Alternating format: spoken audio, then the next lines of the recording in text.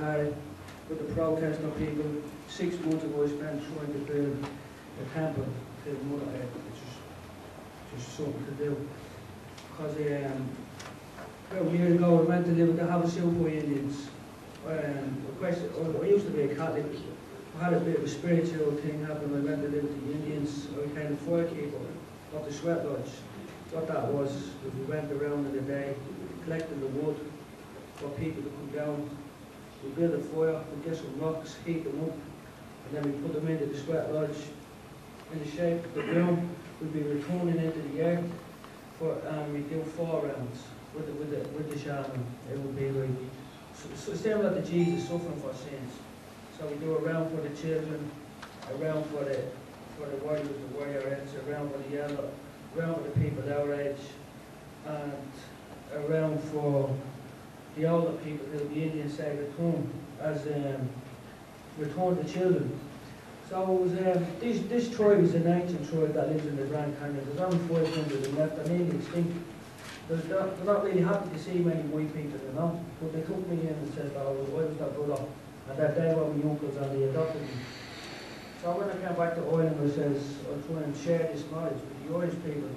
So a friend of mine, Con, in the Druid, he came to me with the paper for this and says, we speak on behalf of the ancestors and we speak on behalf of the people of Tara and the goddess. So we spent most of the time down in the Gowra Valley, and the Gowra Valley is the valley of the goddess. It was the white mare, and the place we spent, it was Tara, she who liberates.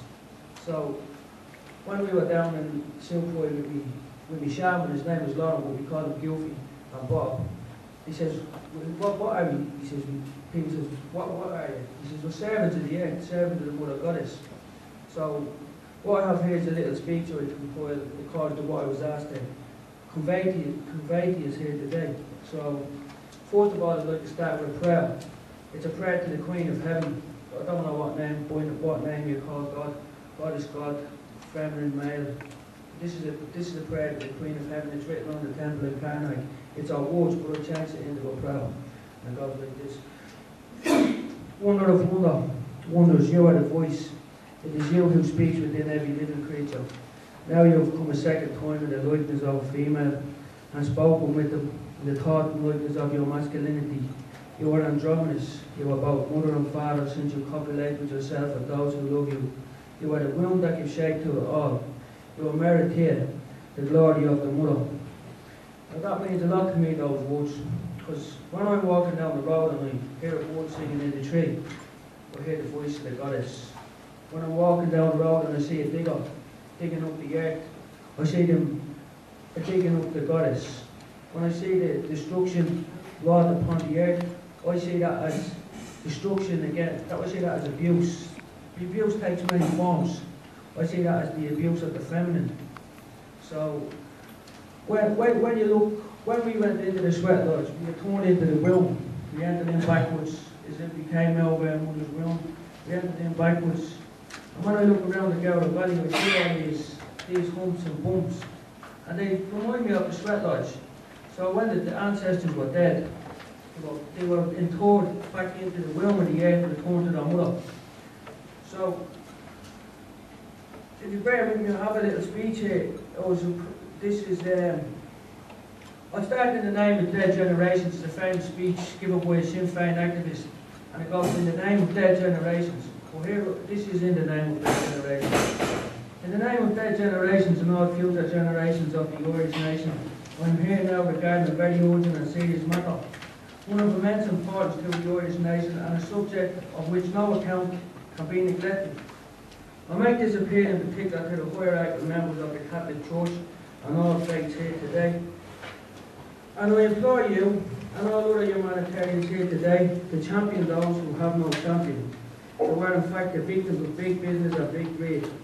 The heinous and inexcusable desecration and crime that I refer to is the thousands of bones of our forebears, which lie undignified in bags in 2 warehouses, one outside Drogheda and one outside Navan. We have here before me a short list of some of the locations where ancestral remains have been plundered from. Collierstown, Barronstown, Lismullen, Soldiers Hill, to name but a few. Along the N3 there are 30 to 40 archaeological sites which have been put under the bulldozer.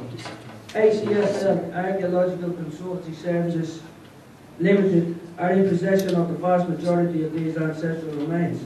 I was hoping to speak to the Finance Minister here, but it's not here. The scale of the archaeological discoveries in the Tara Screen Valley was so immense that 30 million set aside for the archaeological programme has long since diminished. Also, there is a legal responsibility upon the person who acquired the archaeological licence, which we believe was a test trench licence originally, which has been extended. The emphasis was on them to reinter or preserve any human remains exhumed within a maximum of 2-year period. Now, with a shameful and scandalous fact, which upsets me and a lot of people, the ancestors are voiceless. So it's up to us to live in, to champion them and to speak for them. So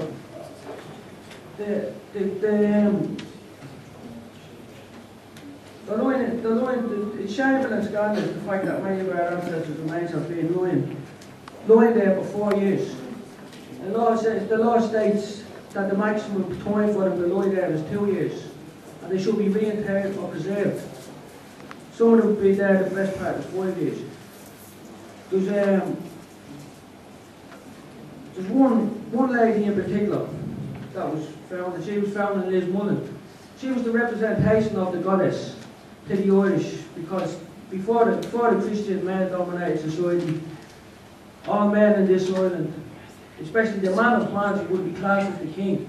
He was only granted his kingship through the goddess, and that was done at hard by the Druids or by whoever the religious people were. He was made the king. Well, he couldn't be king unless he had a queen, and that's where the queen was. So this lady that was found there, she was a queen. She was the representation of the goddess. She was our mother, and she's lying in a bike somewhere. My father's army came in on bulldozers and desecrated the graves. These people were laid there to rest, and they're lying in bikes now. And it hurts me and it pains a lot of people, but they have no voice. No one's prepared. No one cares about them because they haven't got enough money in the budget or something like that.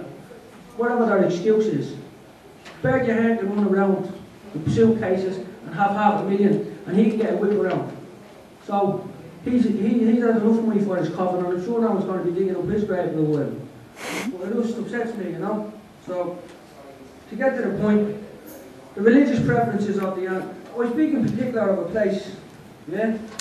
When I speak of the ancestors, I speak in particular of the pre-Christian mighty Fina, the dead who are buried at Collierstown, and the Christian dead of Collierstown, the Catholic dead of Collierstown.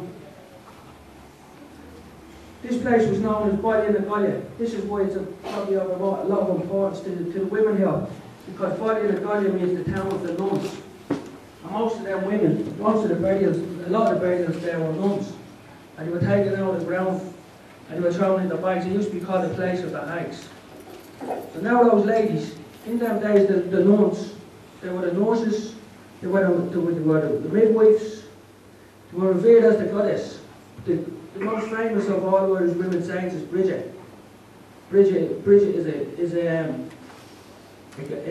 a title given to the goddess. And there's a famous speech that one of the kings gave about Bridget, which I don't know, I won't read the book. It symbolises that the women in Collierstown were very important, and they were given dignified burials. So it's a shame that we say we're civilised now and that we're trying to help. If these women that were put into the ground, we're digging them back up and bringing them back into our problems, because we have a lot of shit around us. There's a lot of stigma on all of us. That's why we're here today.